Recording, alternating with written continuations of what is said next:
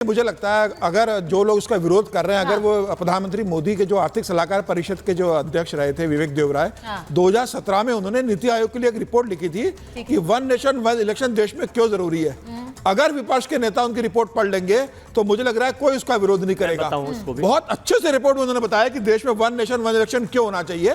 और देखिए, जब 2 सितंबर 2023 को पूर्व राष्ट्रपति कोविंद के नेतृत्व में अध्यक्षता में जब 8 लोगों की कमेटी सरकार ने गठित की थी, उस कमेटी ने 191 डेज के अंदर तमाम स्टेक होल्डर से मीटिंग की, तमाम एक्सपर्ट से मीटिंग की, और उसके बाद उन्होंने राष्ट्रपति द्रौपदी मुर्मू को 18,000 पेज की रिपोर्ट सबमिट करी है कि वन नेशन वन इलेक्शन को लेकर केंद्र सरकार कैसे आगे बढ़ने वाली है और क्या बढ़ना चाहिए।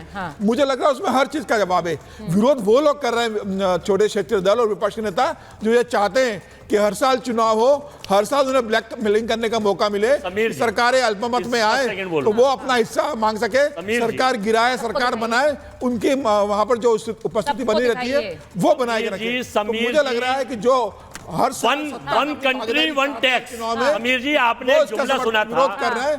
अगर जो देश से प्यार करेंगे, जो चाहेंगे कि 5 साल में एक बार चुनाव हो, वन कंट्री वन टैक्स नहीं कि देश 2014 में ये कहा गया था देश के प्रधानमंत्री ने, वो वीडियो दिखाता हूँ, वन कंट्री वन टैक्स। लेकिन आज सुबह घर उठने से पहले महीने तक 20 से ज्यादा टैक्स, 30 से ज्यादा टैक्स मैं भी भरता हूं, आप भी भरते हैं, सुचेरिता जी भी भरती हैं। वन कंट्री वन टैक्स, ये जुमले वन नेशन वन इलेक्शन केवल फॉर द टाइमिंग, मुद्दों को बचाने के लिए, उसे छुपाने के लिए। आप होने दीजिए ना, जब जो आपके वोटर है वो आपको वोट करेंगे तो तकलीफ क्या है? पूछना चाह रहे हैं, अच्छा, जब 2029 में जब जेपीसी में चला जा रहा है तो इस पर क्या जरूरत है डिबेट? अच्छा, मैं वही कह रही हूँ, ज्वाइंट पार्लियामेंट्री कमेटी की बात तो आज खुद गृह मंत्री ने कह दी थी।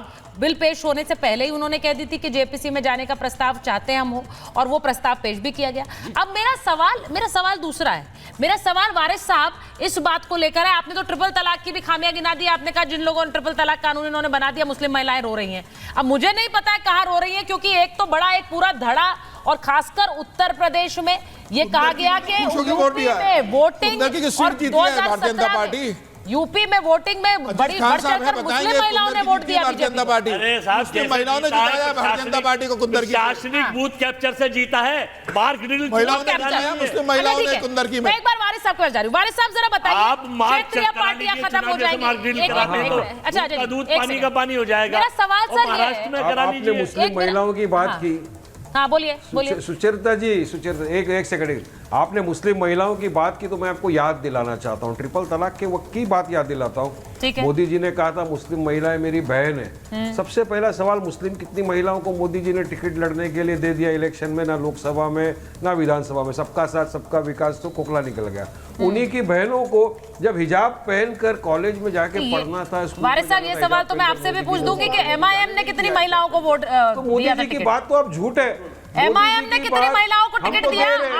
आप तो खुद को मुसलमानों की पार्टी कहते हैं, आप तो खुद को मुसलमानों की पार्टी कहते हैं, आपने कितनी महिलाओं को टिकट दिया बताइए जरा? नहीं, हम तो सेक्युलर पार्टी है। नहीं, बता दीजिए, आप सेक्युलर हैं। 16 जगह पे लड़े, उसमें हमने, आप सेक्युलर पार्टी हैं? 16 में एक हमने अभी महाराष्ट्र में दिया, हमारी दलित। नहीं, आप सेक्युलर पार्टी है कि नहीं है, मुझे ये बताइए। को टिकट लड़ने के लिए आप सेक्युलर पार्टी है, आप मुसलमानों की पार्टी है? हम तो है, हम तो माइनॉरिटी के लिए लड़ते फिरते। हमारा तो काम ये, जहाँ पे हक ना मिले वहाँ हक। नहीं, आपकी तो पार्टी के नाम में ही, आपकी तो पार्टी के नाम में ही आपकी पहचान है कि आप एक मुसलमानों की पार्टी है। कहते हैं हम तो मुसलमानों की राजनीति करते हैं। अकाली दल के नाम में क्या लिखा? अच्छा, शिवसेना में क्या लिखा है? शिवसेना जो आज बीजेपी के साथ सत्ता की मलाई खा रही है, उनके नाम में क्या है? नहीं तो वो नाम आपको नहीं तो वही तो मैं तभी तो मैं आपसे पूछ रही हूँ, आप अपने आप को सेक्युलर कह रहे हैं या मुसलमानों की पार्टी कह रहे हैं? मुझे बताओ ना। मैं जवाब दे सकती हूँ। आपने कितनी महिलाओं को टिकट दे दिया, उसका जवाब आप नहीं दे पाएंगे सर।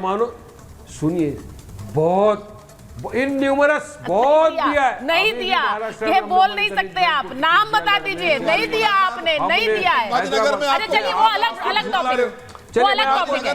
मैं आपको बता रहा हूँ, आप चेक कर लीजिए। अच्छा, वो अलग टॉपिक है। मैं एक बार 16 के नाम है, उसमें हमारी एक दलित बहन का नाम है। उसको हमने टिकट दिया है लड़ने के लिए। हम तो देते हैं, मगर मोदी जी ने कितने को दिया इसका तो आप बोलोगे ही नहीं। मेरी बहनें हैं ट्रिपल तलाक के, जवाब दे दो। अच्छा, नहीं, आप लोगों ने आज भी देखिए जितने बड़े बड़े फैसले हुए हैं उसमें आप साथ नहीं रहे। उनके घर में बच्चों को जाके गोलियां मरवा देना। ये जो 20 सांसद आपके आज वोटिंग में नहीं पहुंचे, एक मिनट वारिस साहब जरा पूछ लेती हूँ ना इसका, ये भी एक बड़ी खबर है। बहुत से लोग बोल रहे हैं भाई सांसद क्यों नहीं पहुंचे जब व्हिप जारी की गई थी, अब बीजेपी उन्हें नोटिस जारी कर रही है। अब यहाँ पर अजय वर्मा जी वो तो कह रहे हैं कि देखिए खुद के ही पार्टी के समर्थन में नहीं है, खुद पार्टी के समर्थन में नहीं है ये सांसद। देखिए 20 हाँ नहीं है। 3 जवाब दे दूं। पहले अजय वर्मा साहब को कभी आप ही की शो पे लगातार कहते आए हैं मोदी जी की तो कमजोर सरकार है, बेसाखियों की सरकार है, आज बोल रहे कि हमारे सहयोगी हमसे डरते हैं। पहले तो ये अपनी ही किसी बात पे नहीं टिकते। दूसरा AIMM के भाई साहब ने कहा कि हमने मुस्लिम महिलाओं के लिए क्या किया, हमें सबका साथ सबकी विकास की बात करते हैं। तो जब प्रधानमंत्री आवास योजना के तहत सबको घर देखे दिए जाते हैं, चाहे हिंदू हो मुसलमान, तो हम सबका साथ सबका विकास की बात करते हैं। जब नौकरी दी जाती है, हेल्थ बेनिफिट दिए जाते हैं और सारी सरकारी स्कीम्स का बेनिफिट दिया जाता है, तब सबका साथ सबका विकास की बात होती है। और तब ना ये पूछा जाता है कि आप मुसलमान है या हिंदू। जब हमारी जितनी महिलाओं के लिए योजना है, हर स्टेट में जो हमारी महिलाओं के लिए योजना बीच में चलाइए। सुचित्रा जी, मैं आदमियों के बीच में चीखा चिल्ली वो नहीं कह रही है मुझे बोलने तो दीजिए, मैं बाहर हूँ ना, वो स्टूडियो में नहीं है ना। हिरेन जोशी का लिखा हुआ एजेंडा लेके आ जाती अरे है। आप ये बार-बार एक ही लाइन बोलते हैं, ये बहुत आप जरूरी हर डिबेट में आकर यही बोल जरूरी रहे है। हैं। नहीं ये जरूरी है, यही तो कह रही हूँ, आप बार-बार ये बात पॉइंट ड्राइव होम करना चाहते हैं कि एक व्यक्ति की चल रही है और एक की सोच चल रही है। एक बात समझ अच्छा एक मिनट राधिका जी, अरे वो जवाब तो दे दे। पार्लियामेंट हो, बाहर हो, सभा हो, जवाहरलाल नेहरू, कांग्रेस पार्टी 5000 बार। ठीक है राधिका जी बोल रही है, अब एक मिनट सुन लीजिए। नहीं, महिलाओं का सम्मान सिर्फ टिकट देने से नहीं होता है सर, उनको सुनना भी पड़ता है, वो भी सम्मान होता है। सुनिए जरा, सुनिए जरा, या हम गलत ठीक है, है आप बताओ। राधिका जी बोलिए। मोदी जी गलत है, राधिका जी बोलिए। तो हम भी वही काम कर रहे हैं। राधिका जी आपका नाम है क्या? राधिका जी बोल रहे हो, हाँ बीच में चिल्लाने की आदत हो गई है। बोलिए आपको तो बहुत सम्मान राधिका जी और अजीज जी को लीजिए। अजय जी एक मिनट बोलने दीजिए, ऐसे मत सुचित्रा जी आप मुद्दे पे आते हैं। बोलिए बोलिए। नहीं अजय जी आई एम इतनी नहीं, संस्कारी बताइए राधिका जी बताइए। आप इनको मत बुलाया करिए स्टूडियो में, इनका काम सिर्फ चीखना चिल्लाना है। अच्छा ठीक है आप आप चला लीजिए। देखिए अजय जी प्रिय देखिए जवाब भी आएगा, आप बोलेंगे वो भी जवाब देंगे, इसलिए नहीं बोलने दीजिए, संस्कारी बोलने दीजिए। हमें पता है वो आप तक जब तक कांग्रेस में थी तब संस्कारी थी, जब वो छोड़ गई तो आपको उनके संस्कार याद आ रहे हैं। ये सब मत करा करिए, पर्सनल टीका टिप्पणी अच्छी नहीं लगती। चलिए राधिका जी कुछ बोलिए। नेता जी हाँ। अगर किसी में संस्कार कूट कूट के भरे होते तो वो बीच में जब कोई बोल रहा होता है, बेसिक संस्कार होते हैं, जब कोई बोल रहा है उसके बीच में ना बोले। तो संस्कार किसके नहीं है किसके है वो दिखाई दे रहा है। फिर आपने कहा कि हमने अपने सांसदों को नोटिस भेजा। बिल्कुल, अगर कोई नहीं आया है, हम अपनी अनुशासित पार्टी, हमारे यहाँ पे अनुशासन है, पार्टी रहे उनको जो नहीं पहुंचे, व्हिप जारी करी गई तो उनको नोटिस भेजा जाएगा। अब हम राहुल गांधी की पार्टी तो है नहीं कि यहाँ पे बहन यहाँ पे है जो केरल से सांसद है और केरल वो पहुंचे चाहे जिस भी रीजन से जाए, हम सब संसद में मौजूद थे। तो जो लोग नहीं थे उनको नोटिस भेजा गया। और यहाँ पे जो कांग्रेस का ऑब्सेशन है ना हिरेन भाई से, उसको मैं क्लियर कर दूं, ऑब्सेशन कहाँ से आता है।